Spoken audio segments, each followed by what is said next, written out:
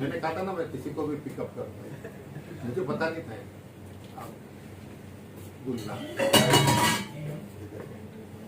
अच्छे संकेत लोगों के घर पे जब कोई अच्छा काम होता बाजी बजती है है ना। और हमारी तो शुभकामनाएं कि इतनी मेहनत कर रहे हैं, मैं सोच नहीं सकता हूँ। और मैंने ये कहा बच्चों को 5.5 महीने में पहली बार मैंने खड़ा होकर मनोरंजन लगा था लगभग, और पहली बार ऐसा हुआ जब बिस्तर से मैं उठा हूँ, और पहली बार हुआ जब मैंने सीढ़ियाँ चढ़ी, कभी भी नहीं चढ़ी मैंने रेलवे से। हालांकि आप आगे थे नीचे सब पर। बोलो तुम बोलो कैसा लगा, तुम क्या तुम बोलो, कोई प्रशंसा के भाव से नहीं। जैसे मैंने कहा आपको कहा ना कि वहाँ पर जब मेरे को कहा गया 5 व्यक्तियों को 10,000 लोगों बोलना था, या चर्ची ने जब ये कहा है ना, सच में बहुत बहुत अच्छा सीजन। इनको देखते मेरे को इधर अब सच में ओवरऑल बहुत अच्छा सेशन था, लाइफ लेसन्स भी थे और हिस्ट्री भी था। वैसे भी history mother of all subject है, सो ऑलवेज बोलो बोलो बोलो बोलो अच्छा बोलो, अब विश्वास रखो, ये बहुत अच्छा बोलो आप। यही ये स्टेज अभी छोटा सा है, पर आपको ये याद रहेगा कि मेरी जिंदगी में ऐसे मैं बोलूँ और बोलूँ। बाकी तो ओवरऑल सब अदर सब्जेक्ट से भी आते ही है, बाकी हर सब्जेक्ट में नॉलेज होना चाहिए। बाकी लाइफ का जो सर ने जो पॉइंट बताया वो बेस्ट पॉइंट है, मतलब कुछ ना कुछ सीखने मिला। जैसे सर बोल रहे थे पहले शुरुआत से ही कि आप कुछ सीख के जाओगे, कुछ लिख के जाओगे। डेफिनेटली हम सब यहाँ से कुछ ना कुछ लिख के जा रहे हैं।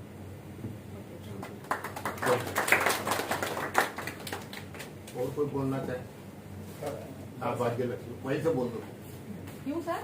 वहीं से बोल दो, कोई बात नहीं बेटा, बोल दो, छोटी क्लास है ना, बोल दो। लेकिन पहले हमें आपके पैर छूने थे।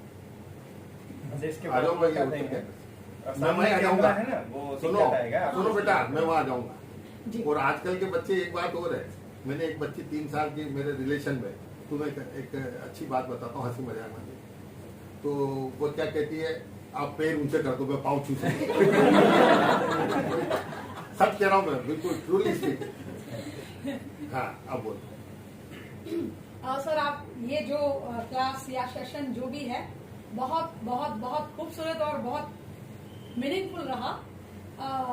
हमारे लिए तोमर सर बहुत मायने रखते हैं, और उससे भी बड़ी गौरव की बात ये है कि वो जिन्हें मानते हैं, जैसे परदादा होते हैं, तो वैसे आप हम सबके पर गुरु हुए, तो हम सबके लिए बहुत गौरव की बात है कि आपके छत्र छाया में हम लोग बैठे, आपके अल्फाज सुने, बहुत कुछ सीखा और पर्सनली सीखा।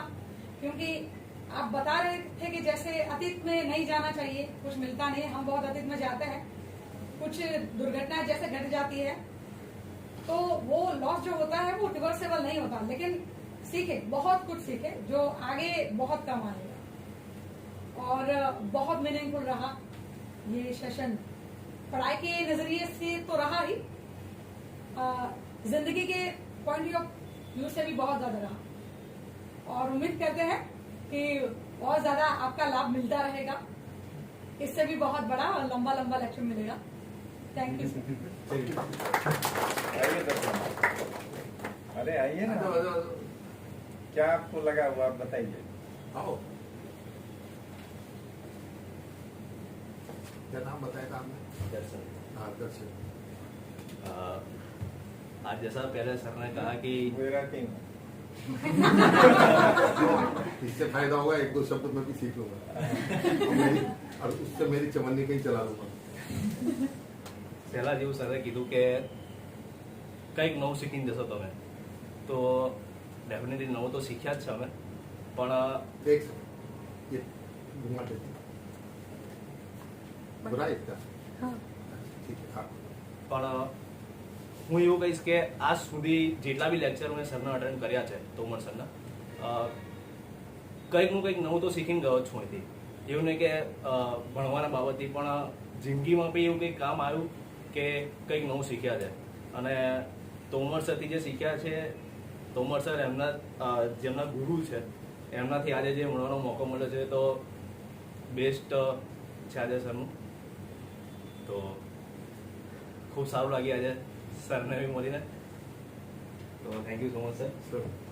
अच्छा, गुजराती अच्छी बात। और कोई बोलिए, बोलना चाहते हैं तो हम तो चाहते हैं कि अकरम बोले। आइए सर, मैं एक सवाल पूछना चाहूँगा। हाँ पूछिए। कि सर, आप एक इतिहासकार है, बेहतरीन आपने किताब लिखी है और उसके लिए बहुत अध्ययन भी करना पड़ता है। तो आज के आधुनिकीकरण में कि जैसे कोई भी आके कुछ भी मोल्ड करके बोल देते हैं आज इतिहास को, तो आप जैसे जो तोमर सर हैं, आप जैसे जो इतिहासकार होते हैं जिसने इतना अध्ययन किया है, इतना कुछ देखा है, तो वो क्या फील करते हैं कि आज के इतिहास को चेंज किया जाता है, अलग तरीके से बोला जाता है, जैसे कि समझिए, हिटलर। बैठ जाओ, एक लाइन में बात करो। एक दर्पण होता है, दर्पण जानते हो? अरिशो। मिरर, क्या बोलते हैं गुजराती में? अरिशो। एक दर्पण होता है और दर्पण पुराने महल है, दर्पण महल खुले नहीं गए हैं, दर्पण पे धूल लग गई, धूल लग गई, धूल लग गई। 100 साल से वो महल ही निकले। अभी आप हमारे राजस्थान में जाओगे, शेखावाटी, शेखावाटी मतलब झुंझुनू, सीकर, चूरू, है ना, इनमें जाओगे तो वहाँ बड़े बड़े कोठियाँ महल है, कोई नहीं रहता, सब लोग मुंबई रहते हैं, कोई बेंगलोर रहते हैं, कोई गुजरात में आके बन गए, ये रहते हैं, बंद पड़ी है। वहाँ जाके अब उन पे धूल आ गई। इतिहासकार का क्या दायित्व? यहाँ मैं आता हूँ आपके पास। इतिहासकार का दायित्व है कि वो उस धूल को हटाए, और इतिहासकार का ये दायित्व नहीं है कि वह दर्पण को तोड़। उसमें इतना इतिहास बोध होना चाहिए कि वह दर्पण को साफ कर सकता है अपने तरीके से, और दर्पण को तोड़ने का अधिकार है। और कोई आइए, सबसे पीछे आइए तुम आप। समझ लेना इसका अर्थ जो मैंने बोला, बहुत गहरा आइए है। आइए, आपको आपका आना जरूरी है। आइए सर, ये लड़का ट्राइबल बेल्ट से आता है आओ, और इतना हिम्मत करके यहाँ रह के पढ़ाई कर रहे हैं। नहीं, ऐसे हिम्मत कई कर- लड़के हैं सर, ये पीछे है और और ये लोग वहाँ से। क्या नाम है मेरे को? ऋषिकेश। कहाँ से आप बिलोंग करते हैं सर को बताइए। तापी जिले के तापी। सूरत के बाजू में। sorry। तापी नदी है तो तो बताइए आप अपना अनुभव थोड़ा। बहुत कुछ सीखने मिला सर से। સૌપ્રથમ તો તોમર સરે અહીં તમને બોલાવ્યા, મેં બધા તોમર સરનો ખૂબ ખૂબ આભાર માનું છું. અમને અહીં ઘણું બધું નવું શીખવા મળ્યું કે આપણે જીવનમાં શું કરી શકીએ, શું ન કરવું જોઈએ, અને એક દિશા નિર્દેશ મળ્યો કે આપણે શું કરી શકીએ અને ટાઈમ મેનેજમેન્ટ કેવી રીતે કરી શકીએ એ પણ શીખવા મળ્યું. અને હવે નવા ચેલેન્જીસ છે તો એને કેવી રીતે આપણે પાર પાડી શકીએ એ પણ શીખવાનું મળ્યું. તો દિલથી આભાર માનું છું સર તમારો, અને તોમર સર તમારો પણ. અને અહીં બોલવાની તક મળી એ માટે પણ દિલથી આભાર માનું છું. अब लास्ट जो है मैं बोल करके खत्म करता हूँ। 2 बज गया है, आप लोग भी भूखे हैं और सर को भी खाना नहीं मिला है अभी तक। राणा सर इंतजार करके बोले कि हम 10 मिनट में आ रहे हैं घूम करके, तो थोड़ा इसके लिए टाइम चाहिए। आप लोग क्या सोचते हैं, वो एक विद्यार्थी का नजरिया। मैं जो अभी आपके सामने बताने जा रहा हूँ, मैं बीच में खड़ा, सर का विद्यार्थी आपके टीचर। तो इस क्लास के रूप में, इस क्लास को जिस रूप में लेंगे, तो एक टीचर के नजरिए से हम इस क्लास को किस रूप में ले रहे हैं वो बताएंगे, और सर के हम विद्यार्थी रहे हैं तो सर जो हमारे लिए यहाँ पर आकर के क्लास में बोले वो किस नजरिए से। तो सबसे पहले मैं आपको आज अपने दिल की बात बताता हूँ।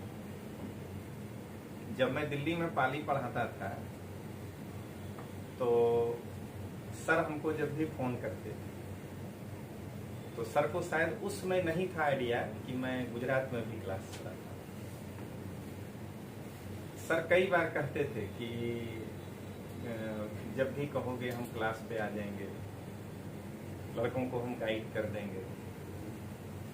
लेकिन दिल्ली मैंने सर को कभी नहीं बुलाया, क्योंकि क्योंकि मेरा ये मानना है कि अगर आप ये मानते हैं कि वहाँ पर मक्का है, जो मानिए कि सबसे ज़्यादा लोग वहाँ पे तैयारी करते हैं, तो वहाँ के लड़कों को गाइडेंस देने वाले भी 50 लोग हैं।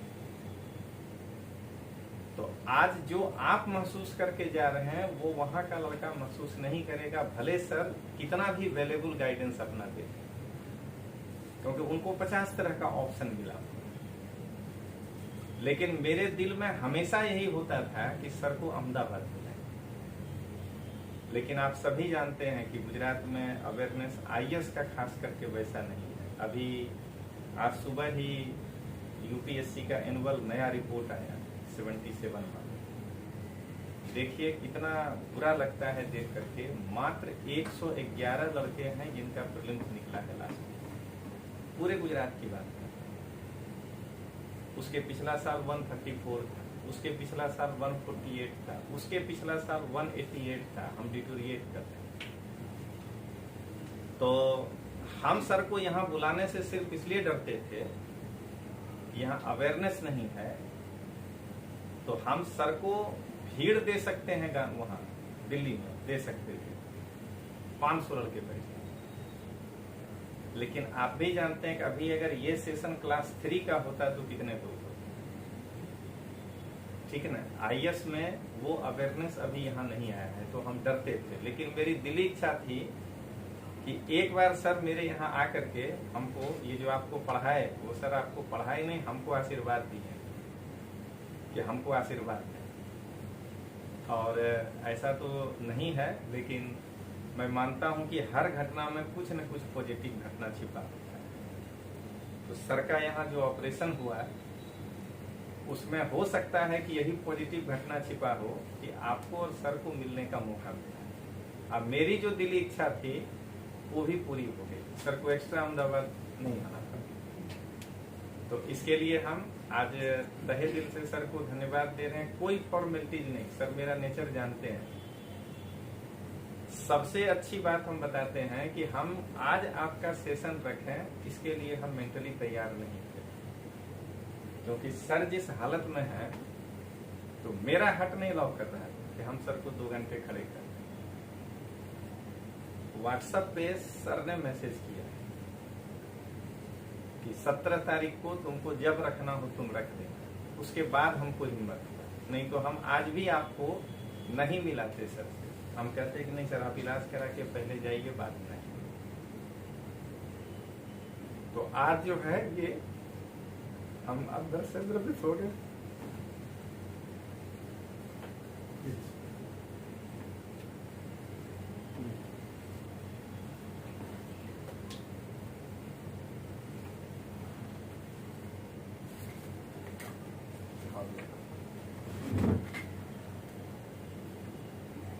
तोमर साहब के बारे में एक बात कि जिस काम को हाथ में लेते हैं पूरा करते हैं, इज मोस्ट कमिटेड पर्सन।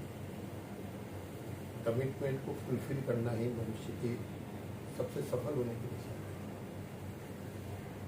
है ना। तो ये कमिटेड है, जिसे एक व्यक्ति परिवार के प्रति कमिटेड होता है, ये आपके प्रति। इनका परिवार बड़ा है, उसमें गार्गी भी है, इसमें स्तुति भी, उसमें वह लड़की भी, सब। तो यानी ये कई बार मैंने आपको बताऊं, इलाहाबाद में मेरे को बुलाया था लेक्चर देने के लिए, 6 घंटे का लेक्चर था मेरा, और लगभग 200 स्टूडेंट थे इलाहाबाद यहीं पे। उसके पास ही था संगम थे, थोड़ा पहले ही, जहाँ दिल्ली इलाहाबाद विश्वविद्यालय उसी एरिया में था। तो पर मैं आपको बताऊं, इतने जगह पे जाता हूँ और ये सिर्फ जो है एक मेरी खूबी है, पर ऐसे कमिटेड व्यक्ति आपको नहीं मिलेंगे।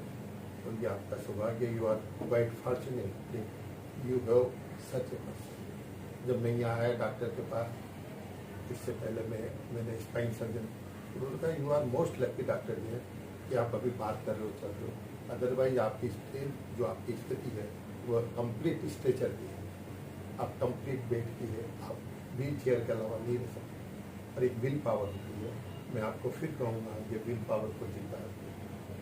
तो ये सर की है, और सर अच्छे हैं, ये बात कहने की जरूरत नहीं है, ये अनुभव की इनर फीलिंग की जरूरत है।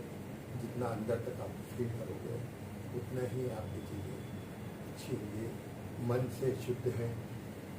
और अंतिम बात भी 24 कैरेट गोल्ड। ठीक है, तब फिर मिलते हैं।